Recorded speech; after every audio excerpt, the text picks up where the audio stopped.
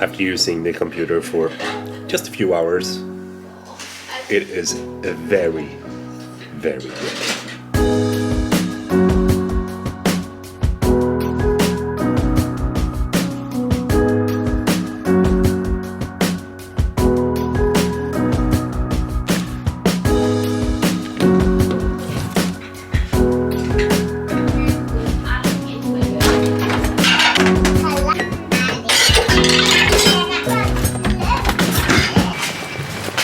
Out to the studio a little bit later today because having a checkup on my arm regarding the blood clot to see how everything turned out. Really hope that I don't have to take the blood thinners anymore.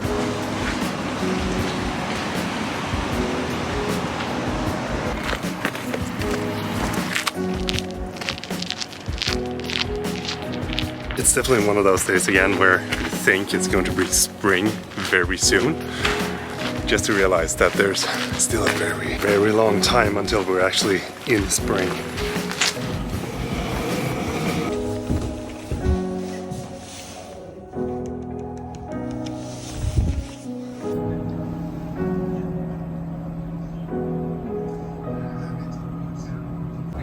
Ultrasound done. Doctor's meeting soon.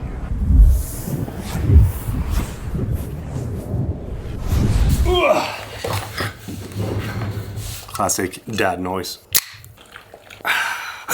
So I just got back from the doctor and they said everything was good.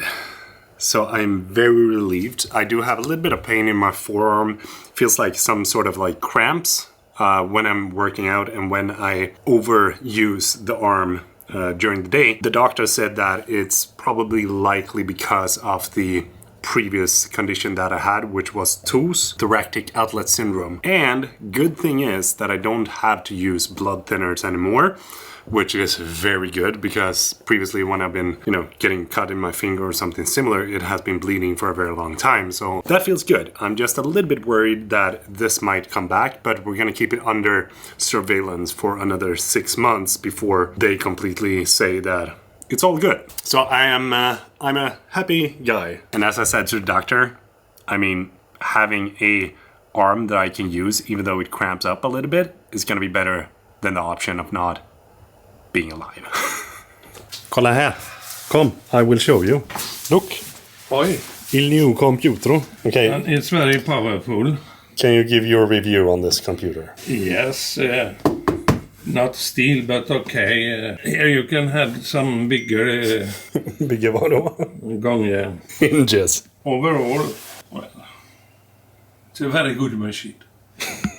I thought we should do a couple of startup tests to show you the difference between the Intel Macbook Pro 2020 edition, fully spec'd out, and the M1 MacBook Pro, fully spec'd out, with the M1 Max chip in it. One of the things that I've experienced is that the Intel-based MacBook started to get extremely sluggish after I upgraded to macOS Monterey. I'm gonna start out with the Intel machine and see how long it takes for Final Cut Pro to boot up.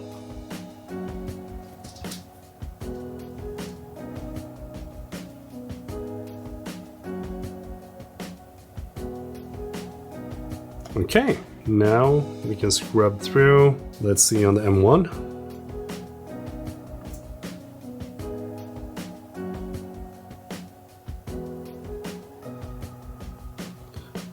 And we are in. The biggest difference though is not when I'm doing these kind of call out projects, because when I'm doing this it usually works okay. I would say that the biggest difference comes when you are opening up and starting to edit videos. So I'm gonna open up a old library from my previous vlog and we're gonna see how that works out. When I'm scrubbing through the talking head here, you can see that it starts to jump.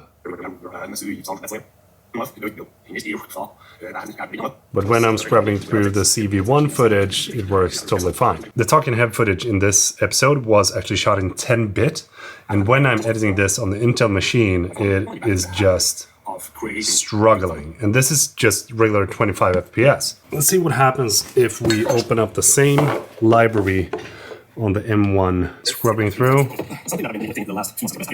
Absolutely no issues scrubbing through the 10-bit. I want to see how good it's going to be if I switch everything over to H.265 10-bit.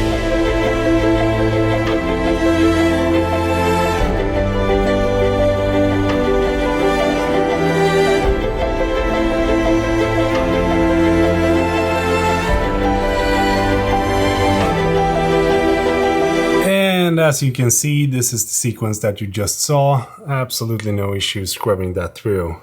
4K, 100, 10-bit 42, H.265. Now this is going to save me some storage space whenever I'm vlogging. Next test is going to be how quick it starts up Lightroom. And go.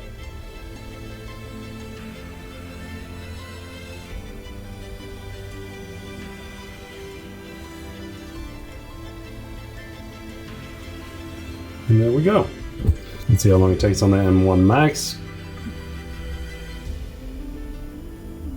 There we go. That's just wild. Let's do the last test with Adobe Photoshop. Here we go, Intel machine.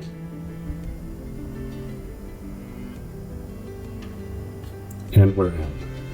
Cool. And on the M1 Max. And it's on. Wow.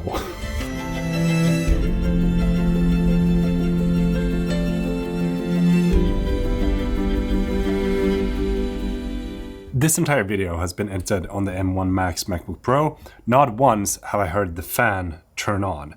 But to do one last experiment and show you the difference, we are going to take the same exact library from this vlog and open it up on the Intel machine, just to see how it performs. Same library, same project.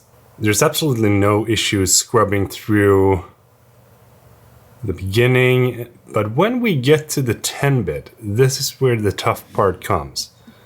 You see this? Like, trying to edit this is horrible. And let's see what happens if we go to the 10-bit 4K 120.